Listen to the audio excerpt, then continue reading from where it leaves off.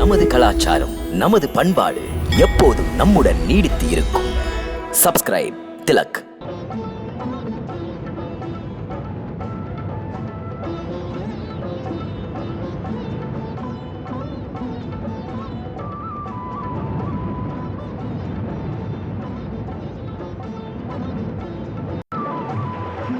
பெருமழையும் பேய்க்காற்றும் பாதிக்காதபடி ஆதிசேஷன் பணிபுரிந்தார்.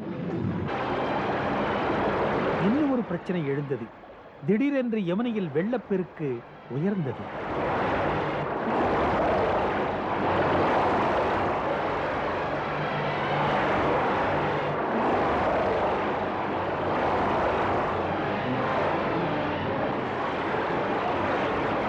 வசுதேவருக்கு இந்த உண்மை தெரியாது.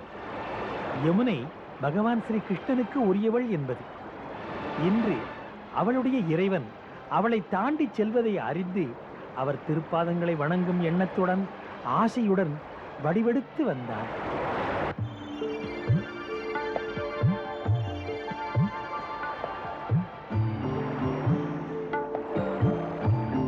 பிரபுவின் திருவடிகளைத் தொட நெருங்கி வந்தாள். பகவான் ஸ்ரீ கிருஷ்ணனுக்கு யமுனையின் தூய அன்பை பற்றி நன்றாக தெரியும். இருந்தும் அவள் தொடாமல் இருக்க தன் இரு பாதங்களையும் மேலே உயர்த்தி கொண்டார்.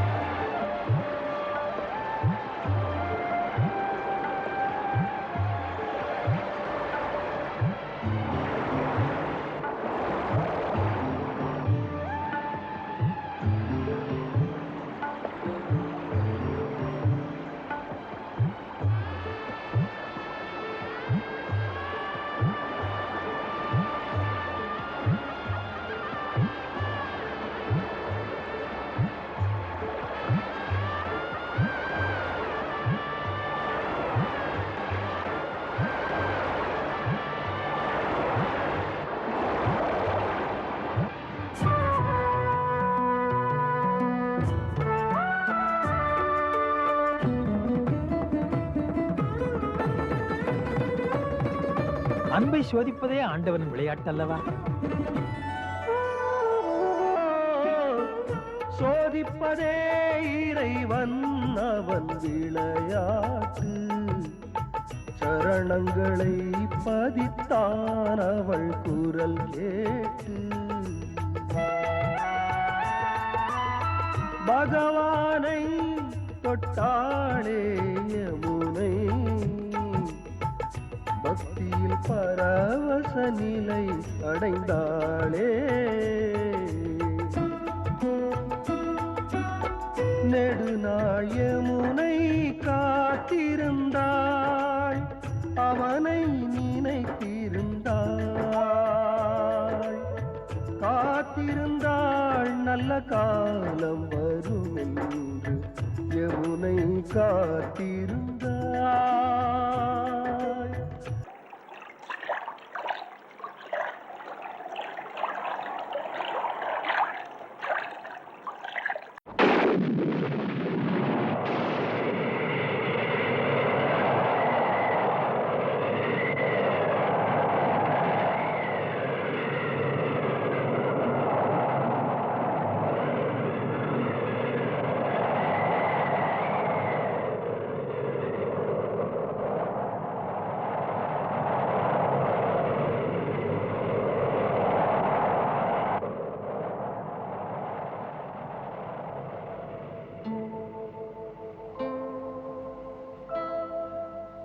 உலகம் தூங்கும் வேளையில், ஊரும் உறங்கும் நேரத்தில், நந்த கோபனின் மாளிகையில் தெய்வம் குழந்தை வடிவில்.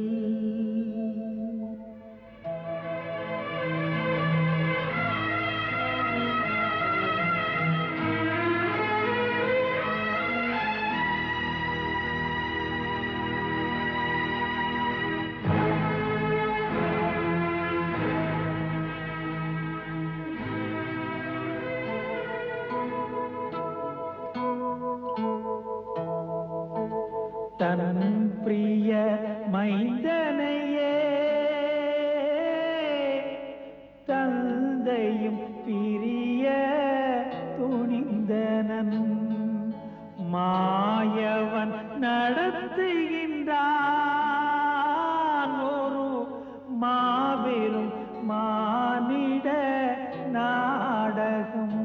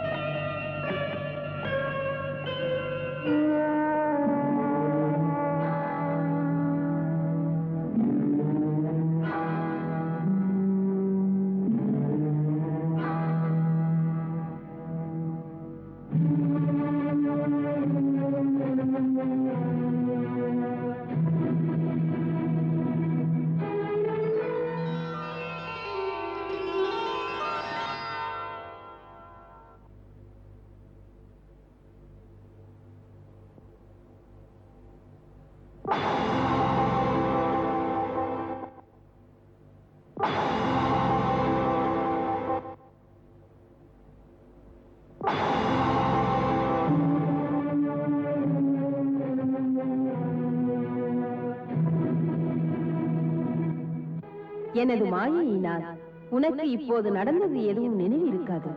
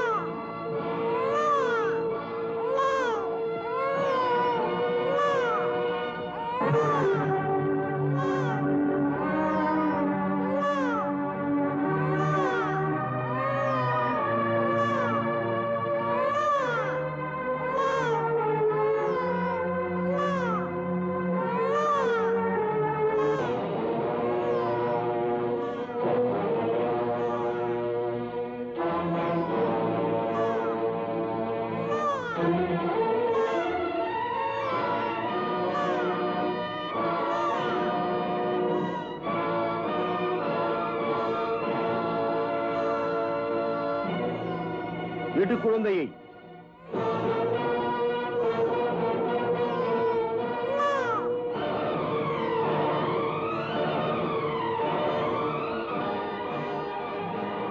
ஏன், என்ன விஷயம்?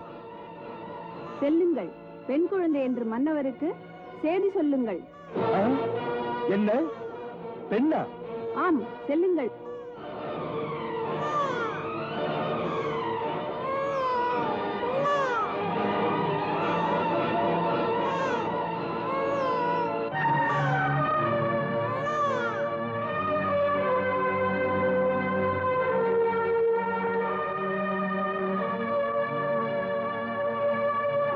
நிறுத்து.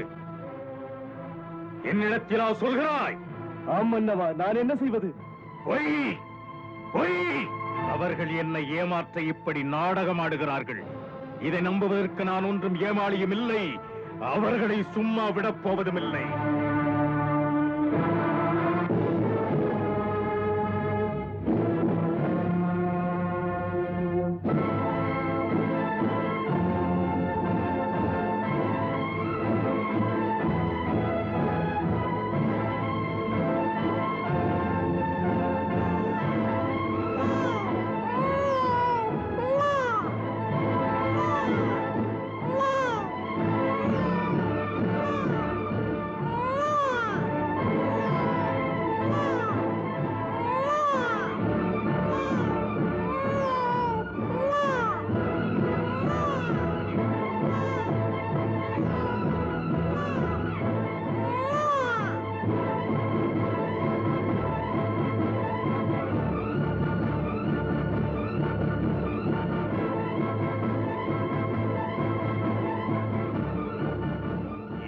பெண் குழந்தையா? பெண் குழந்தைதான் அண்ணா. பொய். நம்ப சொல்கிறாயா, நம்ப வைக்கிறாயா? நீயும் பொய் சொல்கிறாய். அசரீரி சொல்வது பொய்யாவதில்லை. உனக்கும் தெரியும் என்றது சொன்னது.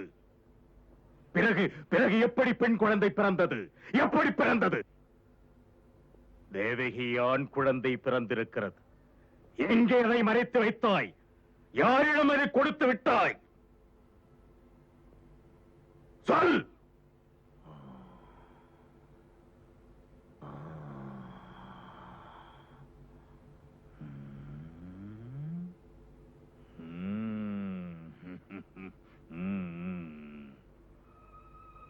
உன் உதவியும் இதில் உண்டல்லவா? சொல். இல்லை மன்னா, மன்னித்து விடுங்கள். போதும், நிறுத்து.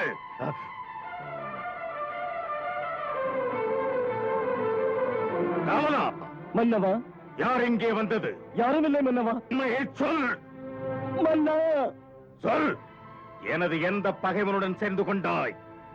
யாரை திருப்திப்படுத்துகிறாய்? மன்னா, உண்மையான ராஜபக்தன். துரோகம் செய்ய எனக்கு தெரியாது. மன்னா, தங்கள் காலணிகளே நான் வணங்கும் கடவுள். கடவுளே.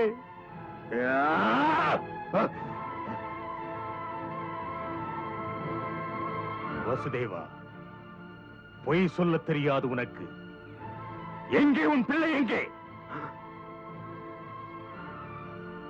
இது என்ன கேள்வி? என் எல்லா குழந்தைகளையும் இழந்தேன். மறைத்து வைத்தேனா? பழைய கணக்கை பற்றி பேசக்கூடாது. இன்று பிறந்ததே ஒரு பிள்ளை, அது எங்கே? நான் கண்விழித்த போதுதான் இந்த குழந்தையை கண்டேன். குழந்தை பிறந்த விவரமே உனக்கு தெரியாதா? தெரியாது. நான் தூங்கிவிட்டேன். நீயுமா பொய் சொல்வது?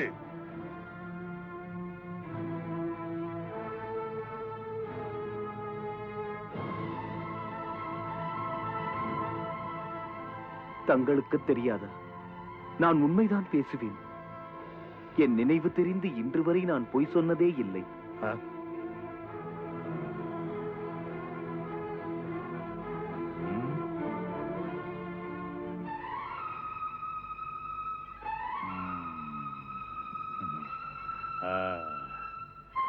கம்சனிடம் விஷ்ணு சதி செய்கிறானா? இதற்கு முடிவு கட்ட நேரம் வந்து விட்டது. இனி ஏதாவது குறுக்கு வழியால் கம்சனை மடக்க நினைத்தான். ஆனால் அது நடக்காது. அவன் எந்த ரூபத்தில் வந்தால் என்ன, பழி வாங்காமல் கம்சன் விடமாட்டான்.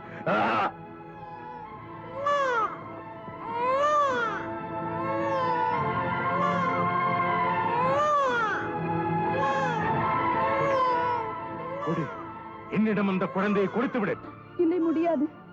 இந்த பெண் குழந்தையை விட்டு விடு. இதை மட்டும் கொல்லாதே. பிறந்த பிள்ளைகள் ஆரையும் கொன்று விட்டாய். பெண், இதையாவது என்னிடம் நீ கொடுத்து விடு. அது முடியாது. பெண் குழந்தையை கொல்லலாமா? பெண் என்றால் பேயும் கூட இறங்குமே. இதை இதை என்னிடம் கொடு. ஆண் என்ன பெண் என்ன கொல்ல வந்த குழந்தை, இதை உயிரோடு விட மாட்டேன். கொடு, கொடுத்து விடு, கொடுத்து விடு தேவகி. உன் காலை பிடித்து கெஞ்சுகிறேன் அண்ணா. அண்ணா, என் மீது கருணை காட்டு. அந்த குழந்தையை என்னிடம் கொடு. இந்த குழந்தையை நான் கொடுக்கவே மாட்டேன். இதுதான் என் விரோதி. இது உன் 8வது குழந்தை. என் மரணத்திற்காகவே வந்த ஜனனம். வேண்டாம் அண்ணா, வேண்டாம். என் பிள்ளைகளை எல்லாம் பலி கொடுத்தேன். இதை மட்டும் கொடுக்க மாட்டேன். விட்டுவிடு. உன் தங்கைக்கு நீ இரக்கம் காட்டு. இல்லை, இது விஷமக்கார விஷ்ணு. அதுதான் இப்படி ஆட்டம் காட்டுகிறான். இது விஷ்ணு என்று சொல்லலாமா? இது பெண் அல்லவா? ஓ, உனக்கு கதை தெரியாது. மோகிலியாய் வரவில்லையா? ஒரு பெண் வேடம் போட்டுத்தானே அன்று அவன் வந்தான். வாசம் இந்த கம்சனுக்கு உன் மீது சிறிதளவும் இல்லை. நான் நாசமடைய கூடாது. அதற்காக எதையும் செய்வேன். அண்ணா, அண்ணா, அண்ணா. தேவகி, தேவகி, அழாதே தேவகி, அழாதே. எழுந்திரு, எழுந்திரு தேவகி. தேவகி,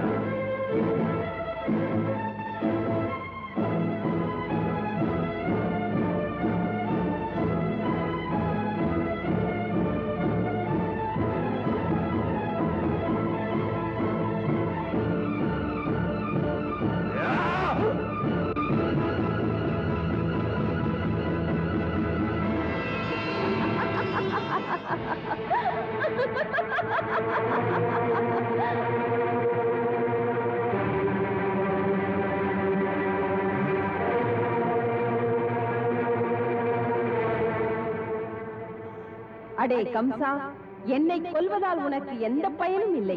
உன்னை கொல்லப் போகிறவன் இன்னொருவன். இன்று அவன் மண்ணுலகத்திலே பிறந்து விட்டான். அவன் திருக்கரங்கள் உன் கதையை முடிக்கும். இதயமில்லாதவனே, இனிமேலாவது தேவகியை துன்புறுத்தாமல் விட்டுவிடு. உனது சுயநலம் உன்னை மிருகமாக மாற்றிக் கொண்டிருப்பதை மறந்து விடாதே.